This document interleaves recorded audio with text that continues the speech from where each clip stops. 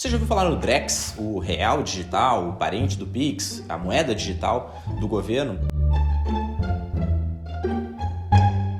O que é o Drex, né? Então o objetivo do vídeo de hoje é a gente conversar sobre essa moeda digital que o Banco Central está lançando, na verdade uma plataforma de transações digitais que o Banco Central está lançando. Então o que é o Drex e qual a diferença que ele tem em relação ao Pix? Então é muito importante entender que o Drex não é uma criptomoeda, um criptoativo como o Bitcoin, o Ethereum ou outras criptomoedas. Tá? O Drex ele é uma stablecoin, ou seja, ele é uma moeda, né, que é lastreada em alguma coisa, ou seja, ela é uma moeda fiduciária no formato digital. A moeda fiduciária é aquela que tem fidúcia, ou seja, tem a chancela do governo em relação aquilo que foi emitido, né, a moeda que está sendo transacionada. Então o Drex ele é uma plataforma que vai possibilitar transações. Tá? Então a plataforma Drex, que é como o Banco Central está chamando, ela vai basicamente possibilitar que instituições, ou seja, intermediários financeiros, a partir de depósitos, né, depósitos à vista, ou seja, a sua conta digital, né, depósitos financeiros que você fizer no Itaú, no Bradesco, no Banco do Brasil, enfim, ele vai criar uma plataforma, então, onde essas instituições, esses intermediários financeiros, vão possibilitar transações, né? Então, você deposita seu dinheiro no Itaú, por exemplo, o Itaú libera a mesma quantia em Drex, na plataforma Drex, e com isso você vai ser possibilitado, então, de fazer transações, de comprar ativos digitais, fazer contratos digitais e tudo mais. Então, ele é um pouco diferente do Pix, porque o Pix ele é voltado para transações financeiras específicas, né? Então, de A para B. Então, o Gustavo transferindo para o CNPJ da Musa Capital, por exemplo, a gente pode fazer isso através de um Pix. Então a plataforma Drex ela vai possibilitar as finanças, as transações inteligentes. O que isso quer dizer? Ela vai possibilitar basicamente a programação, a automação, a padronização de determinadas transações financeiras através da plataforma, assim como acontece no Ethereum, tá? Eu vou explicar mais adiante o que é o Bitcoin, o que é o Ethereum, o que é o blockchain e por que o governo está construindo isso. Mas antes da gente prosseguir, lembra de marcar o joinha se estiver gostando do conteúdo e se inscrever no canal para continuar acompanhando o nosso material aqui do canal. A ideia é garantir esse tipo de transações de uma forma segura, ou seja, com um lastro ali do Banco Central e com o controle, a chancela do Banco Central, de uma instituição sólida por trás, tá? Esse é o principal diferencial em relação às criptomoedas, por exemplo. Mas o que são esses serviços financeiros inteligentes? Por exemplo, a programação. Então eu posso fazer uma transação que só vai ser finalizada mediante uma contrapartida, que pode ser um contrato, pode ser a prestação de serviço, a entrega de um bem ou, enfim, a transação de forma geral, tá? Seja de um serviço ou de um produto. Então, basicamente, eu vou dizer, né, para a plataforma Drex, olha, eu vou pagar a Musa Capital se o serviço de consultoria de investimentos for prestado. E aí a gente vai ter que fazer uma tokenização disso, alguma forma, né, de garantia ou do cliente, no caso eu, né, dizer que, olha, a Musa Capital prestou o serviço de consultoria e pode fazer o pagamento. Então, basicamente, isso é a gente programar, né? Outras formas, então, de automatização, né? Transferências periódicas, né, de reais. Então, todos os meses eu quero transferir R$5.000 de salário para o Gustavo lá na Musa Capital. Então, a plataforma Drex, a gente vai poder automatizar essa transferência. Eu vou padronizar o pagamento da minha taxa de consultoria para a Musa Capital. Então, todos os meses vai transferir lá R$200 para a Musa Capital de forma automatizada, sem a pessoa precisar pegar o seu aplicativo e fazer um Pix para a Musa Capital, por exemplo.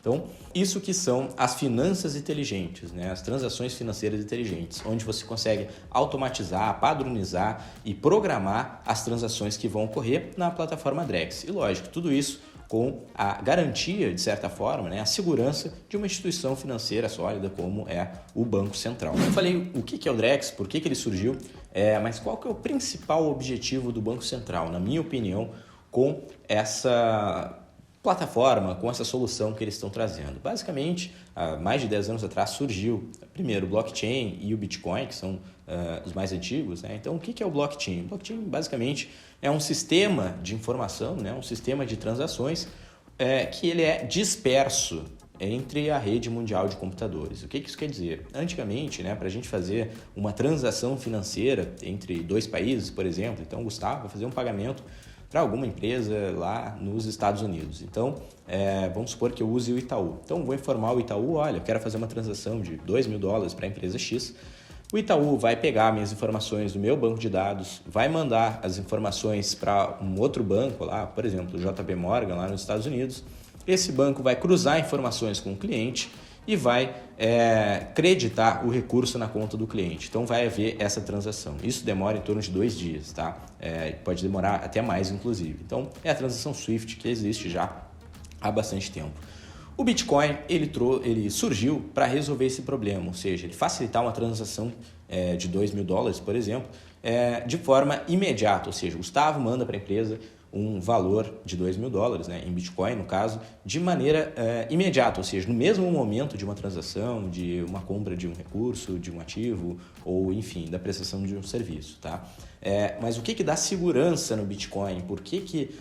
Qual a garantia que eu tenho de que a transação foi realmente executada, né? Então, no sistema tradicional, os bancos têm seus bancos de dados e vão cruzar essas informações e vão garantir que o Gustavo tem dinheiro na conta para pagar a empresa X. E no blockchain, que é onde ficam registradas as transações de Bitcoin, de todas as outras criptomoedas, criptoativos, enfim, o banco de dados, por assim dizer, ele é disperso, ou seja, ele dividido em todos os computadores, todas as pessoas, todas as empresas que estão conectadas ao blockchain.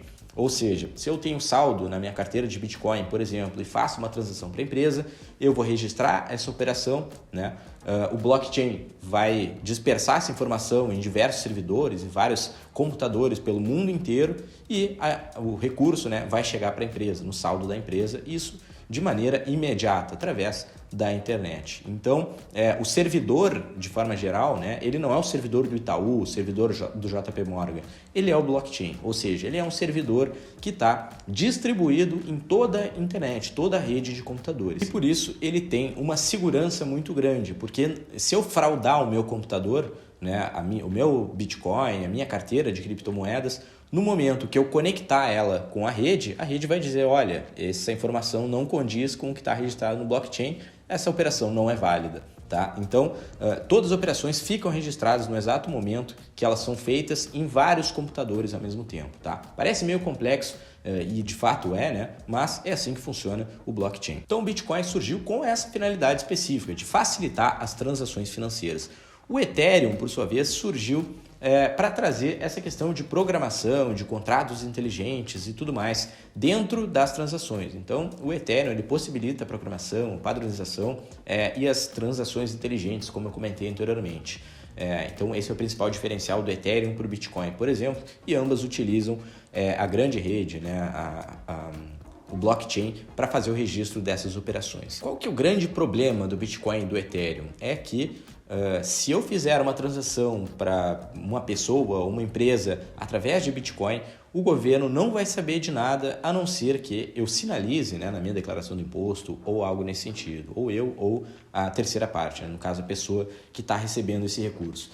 Então o governo ele teve, né, um grande problema de sonegação de impostos, ou seja, muitas pessoas fazendo transações, às vezes com dinheiro ilegal, né, de lavagem de dinheiro e tudo mais, e que o governo não consegue rastrear essas operações. Então, se as pessoas que estiverem fazendo essa transação não reportarem ao governo, o governo não vai saber de nada, tá? Então, isso é um grande problema que o Banco Central enfrentou, não só o Banco Central do Brasil, como todos os bancos centrais do mundo, né?